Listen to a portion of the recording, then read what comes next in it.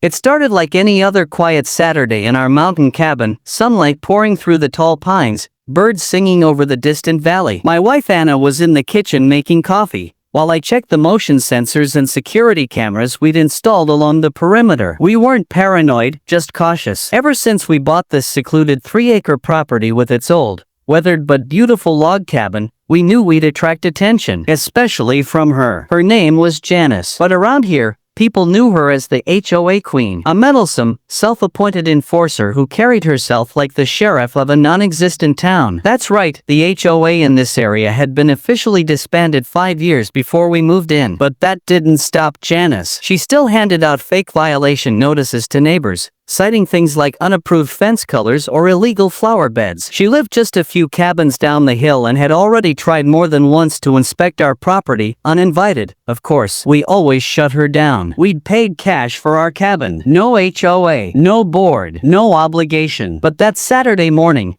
Janice had something different in mind. We heard the crunch of gravel before we saw the rusted blue Subaru creep up our driveway, a crooked HOA enforcement magnet clinging to the door. Then came Janice herself, sunglasses on, clipboard in hand, grinning like a cartoon villain. "Morning," she called out, her voice sugar-coated but stiff. "Just doing a routine walkthrough." Anna stepped off the porch and stood between her and the stairs, calm but solid. "There's no active HOA here, Janice. You're not welcome on our land." Janice's smile twitched. "You don't understand, this is community oversight." "No," Anna replied, sharper now. "You don't understand. You've been told. You are not authorized to be here." That's when Janice's whole demeanor shifted. She reached into her jacket and flashed a laminated ID badge like it was an FBI credential. "I have authority." Anna actually laughed. "From where? Your home printer?" Janice looked past Anna, eyeing the porch like she could maybe make a run for it. Anna stepped into her path. "Back in your car." Then Janice froze. She'd spotted one of the mounted security cameras pointed directly at her. I was still inside, watching from the window, when things took a wild turn. A sheriff's cruiser rolled in behind Janice's Subaru, tires crunching hard to a stop. Janice spun, startled. A deputy got out, resting one hand on his belt. "Ma'am," he said calmly, "I'm going to need a word." Janice looked confused. "What? Why?" "You have an outstanding warrant out of Jefferson County." Anna's jaw dropped. Janice blanched. "There has to be some mistake," she stammered. "I'm a respected community." "You are Janice R. Hightower?" the deputy asked. "DOB June 3rd, 1965? "Yes," she replied, faltering. "But what is this about?" "Failure to appear in court. Charges include fraud, impersonating an official, and criminal trespassing." "Please place your hands where I can see them." She looked like she'd been slapped. "You can't be serious. This is harassment. I'm with the HOA." Anna folded her arms. "There is no HOA." The deputy didn't flinch. "Ma'am, this isn't about an HOA. This is about the law." He stepped forward and gently took her arm. For a moment, I thought she might bolt. She glanced at the woods, the road, even her car, like she could escape. But she didn't. She lowered her head and let the deputy lead her to the cruiser. "This is ridiculous," she muttered. "No,"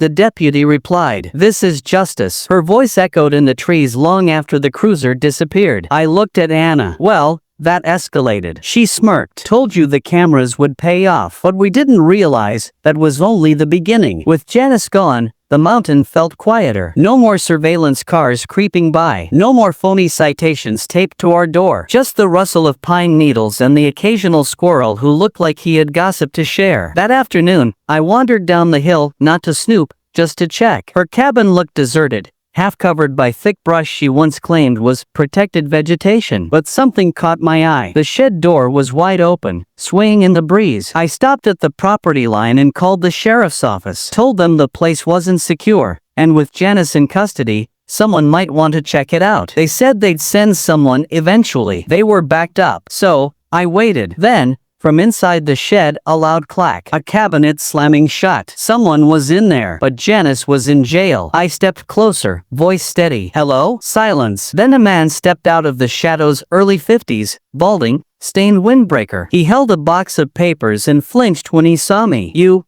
live down the hill?" he asked, trying to sound casual. "Yeah, who are you?" He hesitated. "I'm her cousin, just picking up her things. Sheriff said it was okay." "Really?" I said, "because I just spoke with them. They told me no one was cleared to be here." His jaw clenched. "You calling me a liar?" "No, I said slowly. I'm calling them again. That did it. He shoved the box back into the shed, sprinted to a rusty pickup behind the cabin, and peeled off before I could even catch the plate. When the deputy arrived 20 minutes later, I filled him in. He stepped into the shed, looked in the box, and let out a low whistle. Sir, he said, you might have just uncovered something a lot bigger than neighborhood drama. He pulled out a folder. Community Financial Oversight Board. She's been forging tax documents, he muttered, flipping through pages. This isn't just fake HOA warnings. This is county-level fraud. How'd she even get these? I asked. He held up a forged letterhead. She made them. Photocopied logos. Fabricated stamps. These were used to extort payments from residents. Wait, you're saying she scammed the neighborhood? Looks that way, the deputy said, sealing the folder into an evidence bag. And not just here. We've had similar reports in 2 other counties. He glanced at the driveway. That guy you saw could be her accomplice. That night, Anna and I sat by the fireplace, piecing everything together. The fake badge, the violations, the threats. She was running a racket, Anna said, and people believed her. If you hadn't stood your ground, I added, she might have planted something, lied, framed us. We didn't sleep much that night, not because of fear, but because of realization. Her reach was deeper than we'd guessed. Over the next week, neighbors started speaking up. One by one, they came forward with invoices Janice had mailed them. Mandatory maintenance dues from her fake board. 2 had paid. 1 forked over $900. She'd conned thousands out of locals. The county prosecutor filed charges. Fraud, impersonation, trespassing, and more on the way. It turned out she'd done this before, posing as an HOA rep in rural areas with little oversight, bullying residents into paying fake fines or face legal action. One evening, Anna stood on the porch,